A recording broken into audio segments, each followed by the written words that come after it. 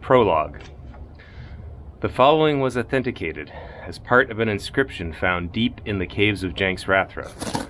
Scholars speculate that there is a connection between this fragment and none other than Dave the Cleric, whose party explored and survived the deepest level. This speculation persists because the style of writing matches exactly the other works of Dave the Cleric, but how it is connected is a complete mystery, since there is no conceivable way that Dave could have crafted the inscription decades before he and his party even entered the caves. Nevertheless, the inscription fragment is prized for its significance towards shedding some light on the mystery of the caves and how they came to be. Father Roderick, Bosconian Historical Archives. Legend held that Janxrathra had been a powerful dragon hearkening back to ancient times. The dragon had arrived in the Silver Mountains to the north of Mezencanth and Foul at least a century ago, and had begun immediately to work strong magic. It is said that there was once an old abandoned castle and dungeon in a faraway place called Ling. For mysterious reasons, Janxrathra decided that this dungeon was perfect for his purposes, and magically transported the entire structure to the Silver Mountains. He placed the dungeon underneath the mountains by hollowing out a pre-existing cave network and set the castle on top as a marker for the cave entrance. The dungeon was altered to suit his purpose. Some say expanded, others say changed in form, and still others say both. But it was made to look like it appears today, with the magical light emanating from every wall and the hazy limit to vision. Janxrathra continued his magic. From far and wide he populated the dungeon with all manner of beasts and arcane creatures, from the tiniest scourge to the mightiest demon. How they are sustained is a mystery. Why they cannot leave is a mystery. But the even bigger mystery is why. Why would Janxrathra construct such a structure? The news spread, and it didn't take long for daring men to begin to explore the caves. Tales were told of the menacing challenges within, accompanied by ample treasure. Many more flocked to the site, with all races and professions seeking fortune and glory, and a thriving community grew to supply their needs. In time, this became Cave Town.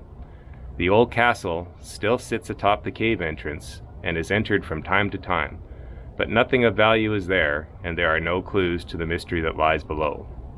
It is like Janxrathra only placed it there as a beacon to mark his achievement, nothing more.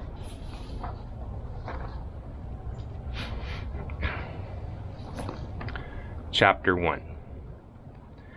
It wasn't stormy, but the night was surely dark. The low crackle of the fire was interrupted steadily by the swish of a sharpening stone against cold steel. Rhohan didn't believe in much, but he did believe in keeping his weapons sharp. Across the fire lounged the other members of the temporary band, 3 other fighting men and a thief. They had been eking out a reasonable existence, hiring themselves as mercenaries to local lords here and there throughout Mezencanth. There were always little problems that needed solving, and they were usually the guys to do it. In his early 50s, Rhohan was getting a little long in the tooth for such work. He'd wanted to move on to less vigorous pursuits, but it never seemed quite the time, or the saved stash of gold quite big enough.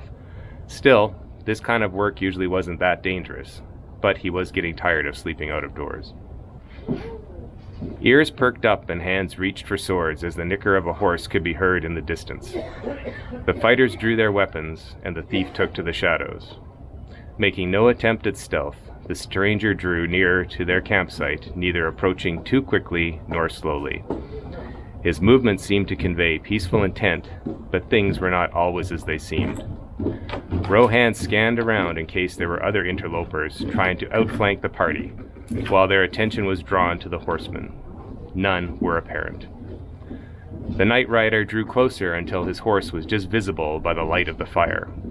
He dismounted slowly and held his right hand up in a non-threatening greeting. As he walked his horse forward, he said, "Ho, I am alone and not looking for a fight. I am not seeking to share your fire or get a handout of food either. I am in search of a man named Shade. If he is here, I would have words with him on a matter of some import. Then I will be on my way." At this, the grizzled stranger stood still with his hands crossed in ready repose, and his eyes squinted in a challenging stare. The fighters looked at each other but did not return their swords to their scabbards. They weren't necessarily above waylaying a lone stranger in the night for his coin and kit, but by and large they just avoided trouble. As well, the solitary man seemed overly confident given the fact he was outnumbered. Rhohan, their informal leader, decided to be cautious. "What is your name, stranger?" Rhohan asked, stepping slightly closer. "My name is Clintan," he replied. "Is Shade hereabout?" "I'm not in the habit of answering questions from armed men appearing in the dark of the night. It might be best if you just moved." "It's all right," Shade interrupted as he stepped into the firelight. "I know this man and once had dealings with him. I will speak with him." "So be it," stated Rhohan, and together the fighters slowly sheathed their swords and went about their business. The stranger and the thief greeted each other and moved off to speak in private. From their manner, it was clear that they had had previous business but were no long-lost friends. Shade leaned in to hear Clintan speak, but not too close. Their murmurs were audible to the others at the fire, but not discernible. Rhohan could not claim to care. Though the manner of the horseman's arrival had been strange, it was not that out of the ordinary, and Rhohan had found over the years that minding one's own business tended to be life-extending behavior. Thankfully, the night was clear, and though it would be cold, at least there would be no rain to deal with. Rhohan's musings were cut short by a clipped shriek, followed immediately by hoofbeats. The four men ran to the source of the sound with weapons drawn, again finding Shade prone on the ground with an ugly knife wound in his belly. They formed a defensive perimeter, but it was too late. The warrior had departed immediately on his horse and was already far away and receding quickly. On foot they would never catch him. Rhohan turned his attention to Shade. The wound was bad, but not immediately fatal. Unfortunately, that meant a slow death, unless they could find a healer. With the nearest village miles away, that might prove to be difficult. Rhohan dressed the wound as well as he could, and the men moved Shade back to the fire to warm him. "I don't understand," Rhohan said. "Why did he stab you? If you thought he might be dangerous, why did you agree to talk with him?" "I didn't think he was," Shade gasped through the pain. "When last we parted, I didn't expect to ever see him again. Our business had finished, and we were nothing to each other, neither friend nor foe." Two of the fighting men were preparing to depart to try to get help from the nearest village. They briefly nodded to Rhohan, then left quickly. All in the party were just companions of convenience, but they had worked well together, and if Shade could be saved, they would certainly try. Rhohan turned his attention back to Shade. He was in pain and getting weaker. Nevertheless, he made the effort to speak. "I made a promise to keep the dealings I had with Clintan to myself, but now I'd like someone to know." "You should save your strength and not talk. There's a chance we can get a healer here by morning." Shade ignored the admonition. "That job has haunted me for the 5 years since I took it. When it was over, Clintan and I went our separate ways, and I was glad enough to be free of the whole affair. I don't know why he would do what he just did. He only said to me that something had happened, and then put a knife in me. Bastard." Shade paused while a wave of pain washed over him. Rhohan lifted a wineskin to his mouth so he could drink.